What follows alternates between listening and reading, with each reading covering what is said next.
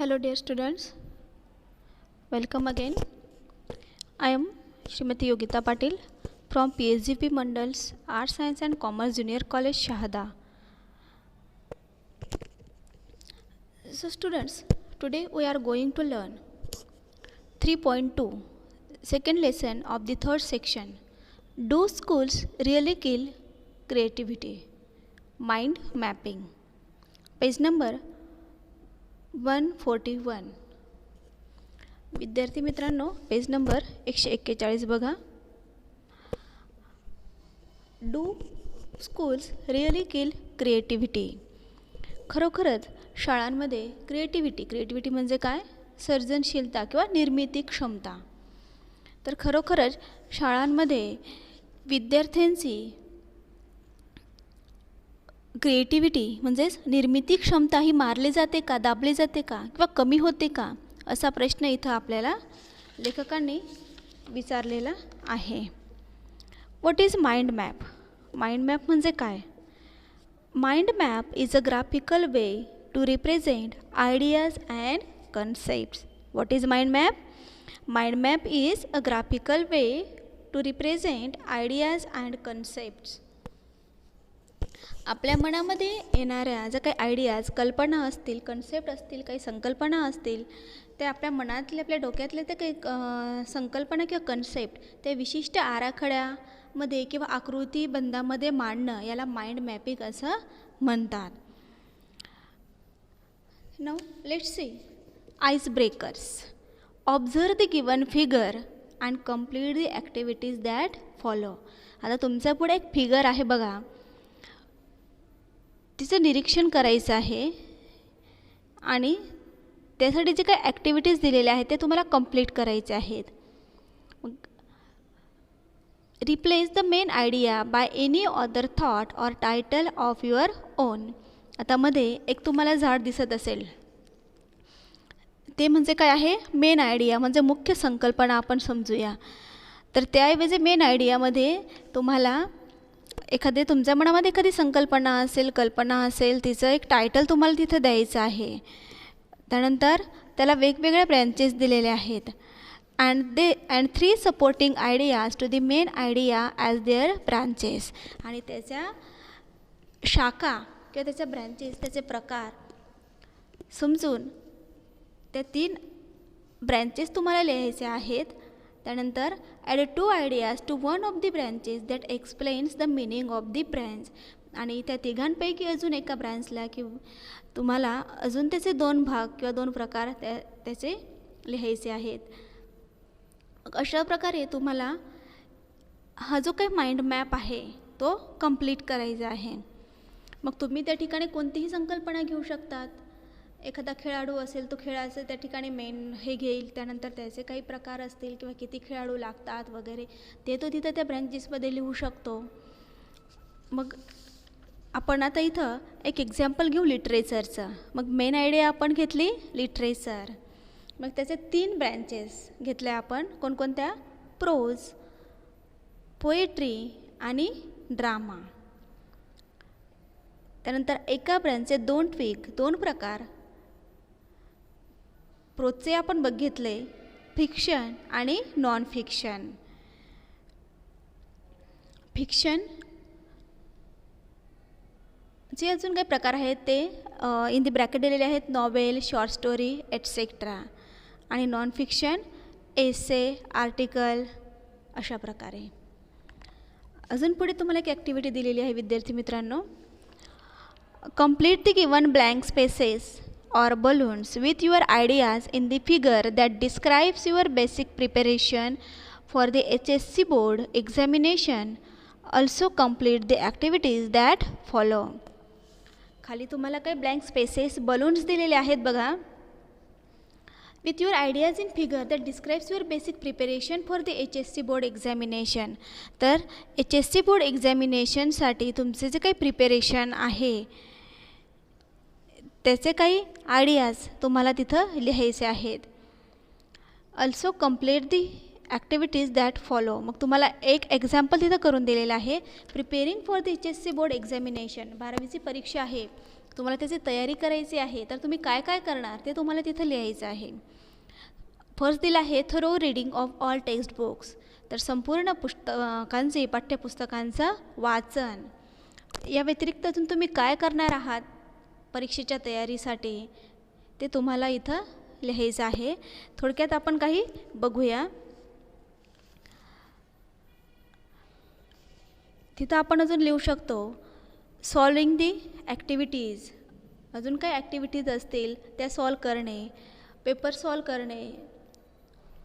त्यानंतर preparing notes तयार करणे, डुईंग होमवर्क. त्यानंतर टाईम मॅनेजमेंट, वेळेचं त्या ठिकाणी नियोजन किंवा व्यवस्थापन करणे. Then self study and practice.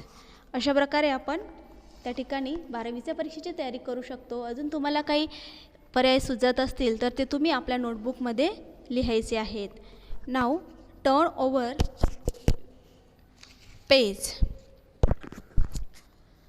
Page number 142.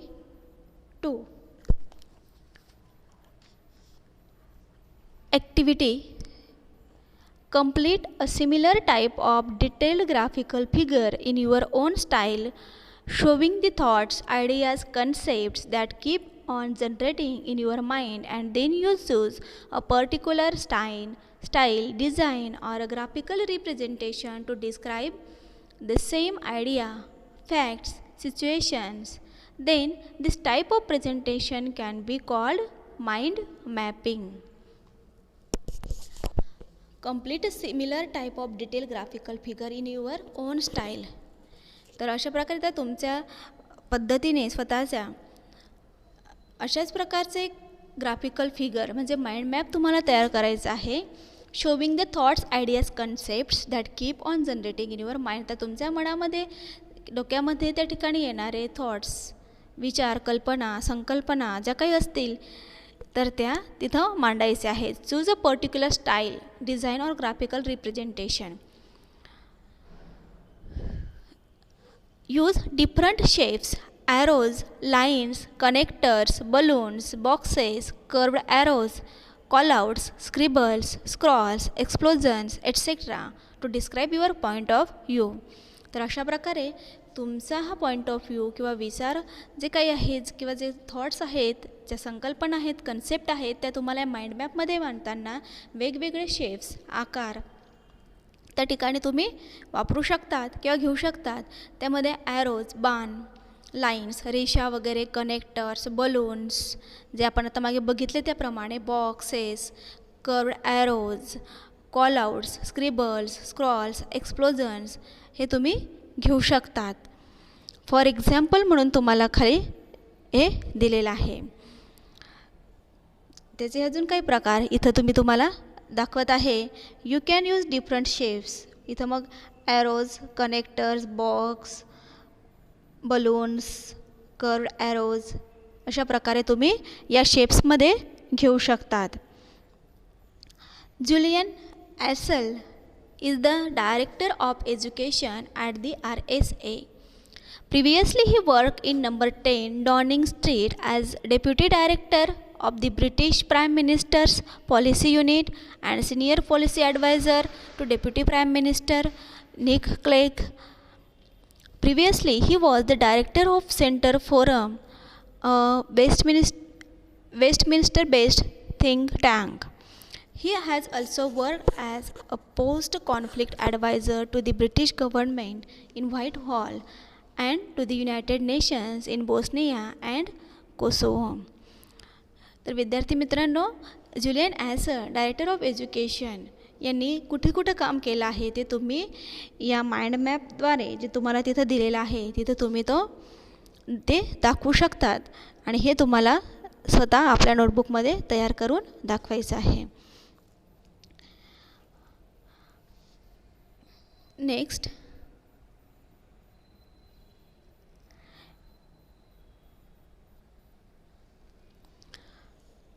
in the most watched TED talk of all times, educationalist Sir Ken Robinson, FRSA, claims that schools kill creativity, arguing that we don't grow into creativity, we grow out of it. In the most was TED. TED is a long form आहे technological education device. तर या TED टॉकमध्ये educational sir Ken Robinson FRSA claims that schools kill creativity. तर sir Ken Robinson यांनी claim केला, दावा केला की स्कूल्स किल क्रिएटिव्हिटी. तर स्कूलमध्ये शाळांमध्ये विद्यार्थ्यांची जी काही निर्मिती क्षमता आहे ती कमी होते किंवा त्याला प्रोत्साहन दिलं जात नाही. Arguing that we don't grow into creativity, we grow out of it. आणि हे सांगताना ते सांगतात की आपण आपल्यामधली निर्मिती क्षमता तिथं वाढवत नाही, तर आपण त्याच्या पलीकडे त्या ठिकाणी जगत असतो. Or rather we get educated out of it. तर आपण त्याच्या पलीकडे त्या ठिकाणी जगत असतो.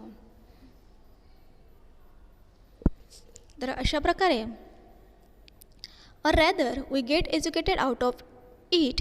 To Robinson, creativity is as important as literacy and we should afford it the same status. तर इथं अजून त्याचा माइंड मॅप खाली दिलेला आहे. सर केन रॉबिन्सन क्लेम्स असं एका बॉक्समध्ये तिथं दिलेलं आहे आणि 3 कनेक्टर्सनं ते दाखवलेलं आहे. पहिलं आहे स्कूल्स किल क्रिएटिव्हिटी. तर त्यांना जे सांगायचं आहे ते आपण या माइंड मॅपमधून पण एवढ्या शॉर्ट समजू शकतो शॉर्टमध्ये. तर स्कूल स्किल क्रिएटिव्हिटी हे त्यांना सांगायचं होतं, म्हणजे शाळेत निर्मिती क्षमतेला वाव